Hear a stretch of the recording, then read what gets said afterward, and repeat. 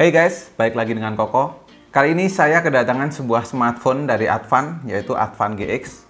Sesuai requestan teman-teman yang paling banyak di kolom komentar YouTube maupun di IG kami. Jadi ini kemarin PO di Tokopedia di harga Rp1.799.000 dan sudah dapat RAM 6GB, ROM-nya 64GB. Kamera belakangnya dia punya 48 megapiksel AI quad kamera, terus selfie-nya 25 megapiksel. Dan sebenarnya yang menarik tuh bukan cuma itu aja, justru yang bikin saya penasaran yaitu chipsetnya. Karena si Advan GX ini menggunakan chipset Unisoc T618 terbarunya. Dimana dari postingan Advan kemarin-kemarin tuh kayak ngunggulin si Unisoc ini daripada beberapa chipset yang sekelasnya. Nah, karena penasaran dan kebetulan di studio ini kami ada beberapa smartphone. Kita pakai sini ada Realme C25 dengan Helio G70-nya dan ada Realme 5 yang masih menggunakan Snapdragon 665. Gimana perbandingan 3 chipset ini? Oke, kita langsung aja mulai ke videonya. Sebelum ke hands-on dan perbandingan, saya akan sedikit unboxing dulu si Advan GX ini supaya teman-teman tahu apa aja sih yang ada di dalam paket penjualannya.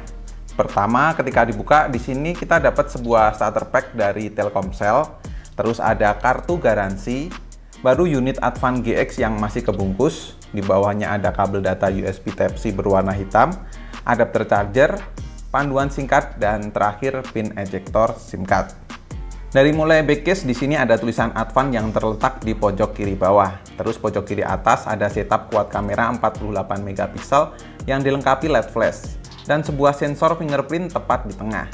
Backcase-nya punya finishing glossy dengan desain yang terlihat mewah kali ini. Nggak seperti Advan sebelum-sebelumnya. Dengan warna seperti ini juga bikin nggak terlalu terlihat bekas di jari, walaupun tetap nempel ya bekas di jarinya. Saya suka sih dengan tampilan belakangnya ini. Terus ke bagian frame, sisi kanan ada tombol power dan tombol volume. Sisi atas ada lubang audio jack 3,5 mm dan lubang mic. Sisi kiri ada slot SIM card, sisi bawah ada lubang mic, lubang USB Type-C, dan lubang speaker. Lanjut ke bagian depan, pertama nyala tuh saya langsung bilang, wah panjang banget nih layarnya.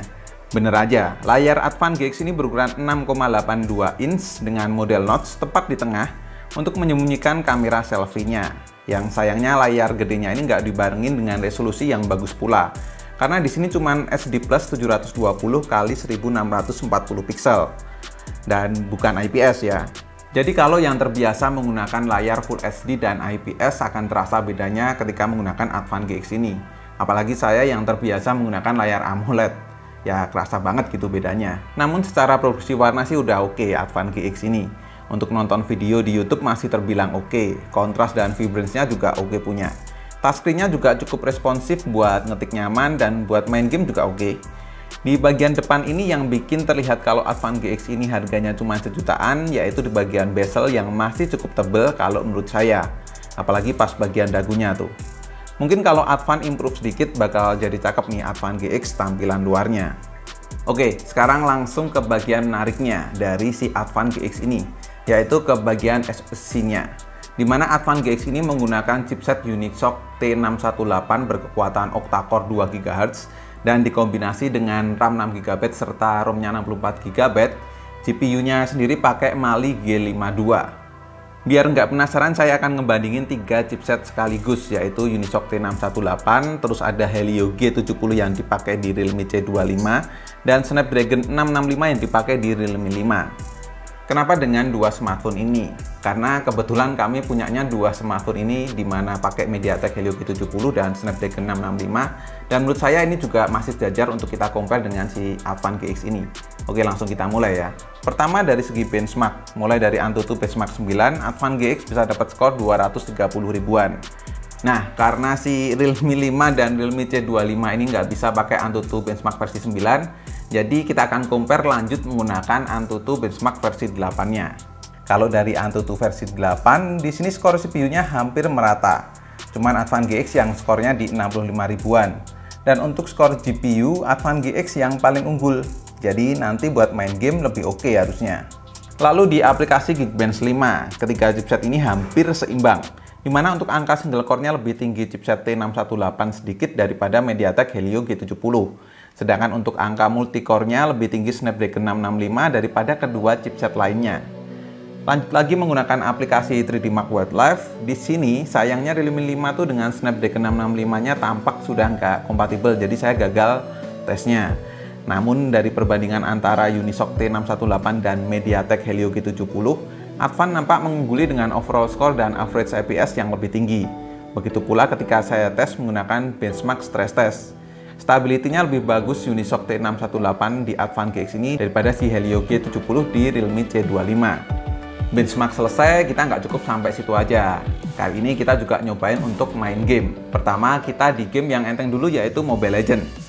Dari 30 menit pengujian, di Advan GX baterainya hanya berkurang 5% dengan settingan grafis high yang sebetulnya bisa dapat settingan ultra. Secara gameplay tentu nyaman banget, suhunya juga cuma sekitar 40 derajat. Lalu di Realme C25 baterainya berkurang 4% dengan settingan grafis high. Gameplaynya juga sama kayak Advan GX, bisa sampai 60 fps tanpa ngedrop, sedangkan suhunya mentok hanya di 39 derajat Celcius. Sedangkan di Realme 5 di sini bisa dapat settingan ultra tuh, kayak si Advan GX tadi. Gameplaynya stabil seperti kedua smartphone lainnya. Baterainya selama 30 menit berkurang 6% dengan suhu naik ke 39 derajat Celcius. Lanjut di game kedua yaitu PUBG Mobile selama 25 menit di map Erangel. Advan GX dengan Unisoc T618-nya bisa dapat settingan smooth ultra dengan gyro tanpa delay, nggak ada lag, gameplaynya aman banget, baterainya berkurang 7% dengan suhu naik ke 40 derajat. Di Realme C25 saya bisa dapat settingan smooth ultra juga. Di Realme C25 ini saya berasa ada lag sedikit namun gameplaynya masih aman.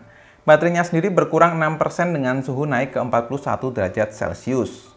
Sedangkan di Realme 5 PUBG Mobile cuma dapat settingan smooth high saja. Secara gameplay juga masih oke, nggak ada lag, cuman ya grafisnya kurang oke.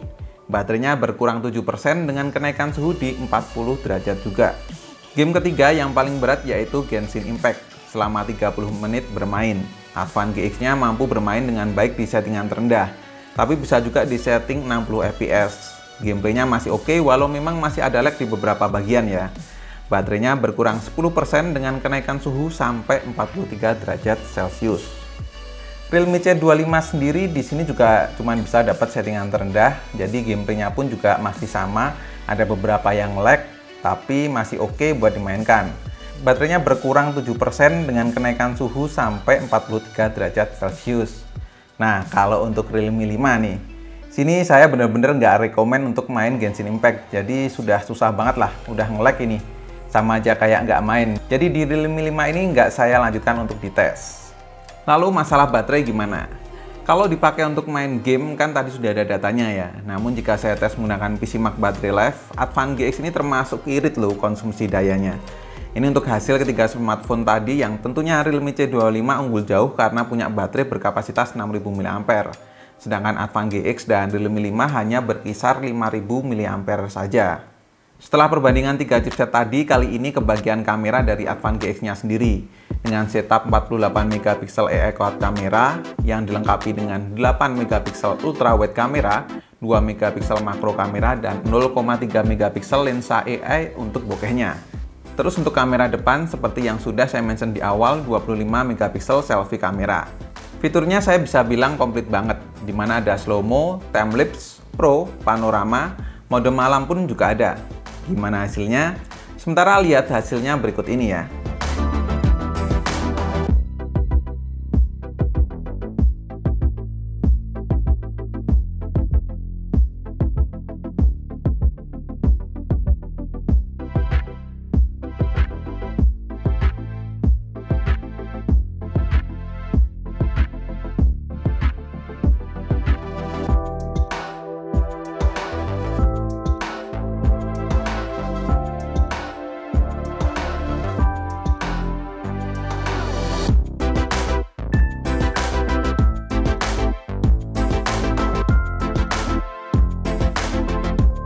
Sayangnya untuk video nggak komplit nih, kamera belakang cuma di Full HD dan kamera depan mentok merekam sampai 720p saja.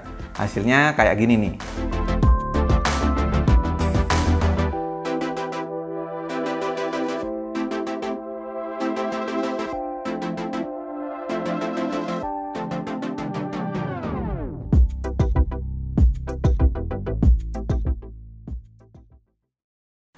Overall sih Advan GX ini memang patut teman-teman perhitungkan jika nyari smartphone di budget 1 jutaan yang punya performa oke tanpa melihat kekurangan dari segi layarnya kalau menurut saya pribadi. Dan apa yang diklaim Advan kemarin kalau si Unisoc T618 ini memang benar-benar mampu mengungguli beberapa chipset yang ada di kelasnya. Tinggal bagaimana Advan memperbaiki UI-nya aja sih kalau menurut saya biar si Advan GX ini makin nyaman. Atau mungkin produk-produk Advan yang lainnya makin nyaman dipakai. Dan oh iya, selain itu Advan kemarin juga ngeluarin router Advan CPE Star Hybrid Router. Dimana router ini bisa jadi router yang tersambung di kabelan atau berdiri sendiri layaknya MiFi karena disediakan slot SIM card di dalamnya yang punya jaringan 4G LTE. Desainnya minimalis, warna putih dengan 2 antena luar dan beberapa indikator LED di bagian depan seperti power, terus WiFi, sinyal internet, dan bar jaringan sinyal. Sedangkan di bagian belakang tuh ada port LAN, port DC untuk adapter charger dan tombol power, serta sebuah kabinet di mana di dalamnya untuk SIM card dan baterai sebesar 2000 mAh. Enaknya modem router seperti ini tuh kalau buat di rumah jadi nggak takut mati listrik. Karena sekalipun mati listrik modemnya tetap nyala karena ada baterainya. Dan kalau mau dipindah-pindah gampang karena bodinya enteng dan cukup minimalis. Tinggal pasang aja SIM card yang punya sinyal oke di daerahmu. Yang pastinya kalau kamu beli perangkat ini juga sudah dapat perdana Telkomsel My Orbit sebanyak 50 GB selama 1 bulan. Mantep banget kan? Buat masalah sinyal juga oke punya, karena dia pakai 2 antena luar dan 2 antena dalam. Tahu nggak mantepnya tuh di mana lagi? Yaitu di harganya. Advan router CPE Star 4G ini dijual dengan harga 699.000, sudah dapat perangkat modem router dengan jaringan up to 300 Mbps. Oke banget kan? Nah, cukup sekian untuk video pembahasan kali ini soal Advan GX dan modem routernya. Kalau teman-teman tertarik buat beli, nanti linknya akan saya taruh di kolom deskripsi. Kalau ada pertanyaan, silahkan tulis juga di kolom komen ya. Dan cukup sekian untuk video kali ini. Terima kasih banyak teman-teman yang udah nonton sampai akhir. Koko undur diri dan kita ketemu lagi di video selanjutnya.